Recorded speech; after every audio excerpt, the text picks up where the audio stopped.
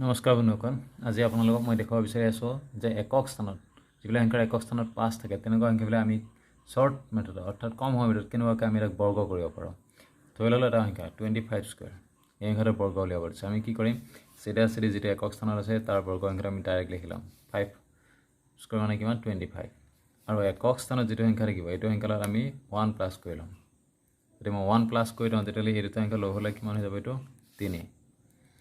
এতিয়া যোগফল যিটো পালোঁ সেই সংখ্যাটো আমি উক্ত সংখ্যাটো যিটো সংখ্যা আছিল আমাৰ এই সংখ্যাটো আমি কি কৰিম, ইয়াতে চিধাই টানি আনি ইয়াতে পূৰণ কৰি চাওঁ। আমি ইয়াতে 2 3 2 কিমান 6, তেতিয়াহ'লে আমাৰ ইয়াতে আহিব পূৰণফল যিমান হ'ব সেই সংখ্যাটো ইয়াত আহি যাব। অৰ্থাৎ 25 স্কোৱাৰ মানে কিমান হ'ব 625। ঠিক তেনেকৈ আৰু এটা দেখুৱাইছোঁ, মই অলপ ডাঙৰ সংখ্যা এটা দেখুৱাইছোঁ 115 স্কোৱাৰ ধৰি ল'লোঁ। এতিয়া একক স্থানৰ সংখ্যাটোৰ ডাইৰেক্ট বৰ্গ কৰিলে 25।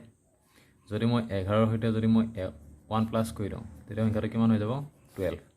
12 লগত উক্ত সংখ্যাটো আমি কি কৰিব পাৰিছিলোঁ, মাল্টিপ্লাই। তেতিয়া এইটো কিমান আছে ইয়াতে 11, অৰ্থাৎ 12 1 3 2। তেতিয়াহ'লে ইয়াৰ ৰিজাল্ট পূৰণফল কিমান আহি গ'ল 132।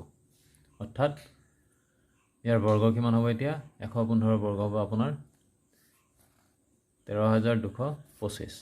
এনেকুৱাকৈ আমি যিকোনো এটা সংখ্যাৰ কি কৰিব পাৰোঁ, বৰ্গ উলিয়াব পাৰোঁ অতি কম সময়ৰ ভিতৰত।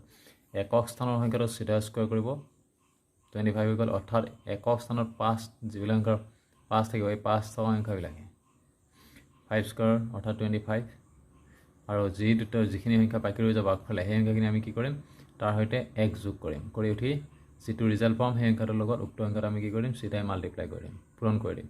পূৰণ কৰাৰ যিটো পূৰণফল আহিব সেইটো হ'ব তোমাৰ আগফালৰ যিখিনি ৰৈ যাব সেই সংখ্যাখিনি জেগাটোত বহাই দিব, জেচিপটো মিলি যাব।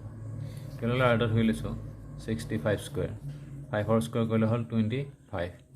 6ৰ সৈতে যদি মই 1 যোগ কৰোঁ 7, 7ৰ সৈতে যদি মই এই সংখ্যাটো পূৰণ কৰোঁ 7 6 গুণ 42। অৰ্থাৎ এনেকুৱাকৈ আমি কি কৰিব পাৰোঁ, যিকোনো এটা সংখ্যা অতি সহজে যিবিলাক সংখ্যাৰ একক স্থানত 5 আছে তেনেকুৱা সংখ্যাবিলাক আমি অতি সহজে কি কৰিব পাৰোঁ, বৰ্গ কৰি ল'ব পাৰোঁ।